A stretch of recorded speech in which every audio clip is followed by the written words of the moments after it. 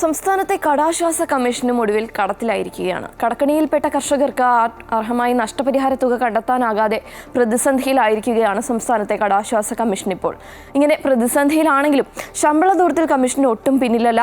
Amrita news exclusive. കടക്കണിയിലായ കർഷകരെ ആത്മഹത്യയിൽ നിന്ന് പിന്തിരിപ്പിക്കുക എന്ന ലക്ഷ്യത്തോടെയാണ് 2007 സംസ്ഥാന കടാശ്വാസ കമ്മീഷന് രൂപം നൽകിയത്. ഹൈക്കോടതി ജഡ്ജിക്ക് തുല്യ പദവിയുള്ള വ്യക്തിയാണ് കമ്മീഷന്റെ ചെയർമാൻ. എന്നാൽ കമ്മീഷൻ പ്രവർത്തനം തുടങ്ങിയ ശേഷമുള്ള 2008 മുതൽ 2024 വരെയുള്ള സാമ്പത്തിക വർഷത്തെ കണക്കുകൾ പരിശോധിച്ചാൽ കർഷകർക്ക് അത്ര ആശ്വാസകരമല്ല. 16 വർഷത്തിനിടെ 5.5 ലക്ഷം അപേക്ഷകൾ കടാശ്വാസ കമ്മീഷൻ തീർപ്പാക്കിയതായാണ് വിവരാവകാശ പ്രകാരം ലഭിച്ച രേഖകളിലെ മറുപടി. പക്ഷേ കടാശ്വാസത്തിന്റെ പരിധിയിലേക്ക് കണ്ടെത്തിയവരാകട്ടെ 1.63 ലക്ഷം കർഷകർ മാത്രം. തീർന്നില്ല. കടാശ്വാസ ഇനത്തിൽ വിതരണം ചെയ്യേണ്ട തുകയാകട്ടെ 711 കോടി രൂപയ്ക്ക് മുകളിൽ. എന്നാൽ നാളിതുവരെ 301 കോടി രൂപ മാത്രമാണ് വിതരണം ചെയ്യാൻ കമ്മീഷന് കഴിഞ്ഞിട്ടുള്ളത്. 410 കോടി രൂപയിലധികം കടത്തിലാണെന്നും വിവരാവകാശ രേഖയിലെ കണക്കുകൾ തന്നെ തെളിവ്.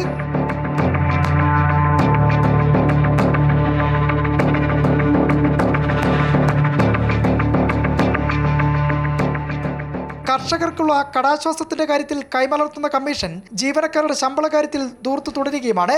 യാത്രാബത്തയിലടക്കം ഭീമമായ തുക ചെലവഴിക്കുന്നതിന്റെ കണക്കുകളും പുറത്തുവന്ന രേഖയിലുണ്ട്.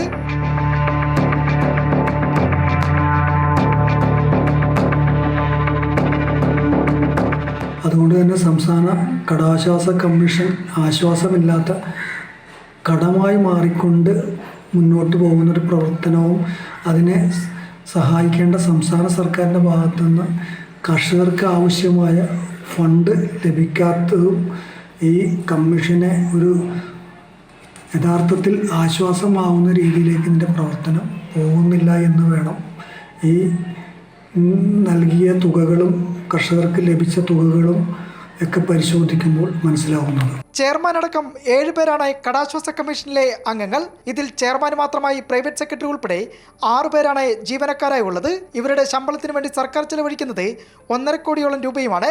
പതിവ് പോലെ കടാശ്വാസ കമ്മീഷനും കടത്തിലായി. കടക്കണിയിലായ കർഷകരാട്ടെ ഇനി എന്ത് ചെയ്യുമെന്നാണ് ഉയർത്തുന്ന ചോദ്യം. തിരുവനന്തപുരത്തു നിന്നും K B Shyamaprasad, Amrita news.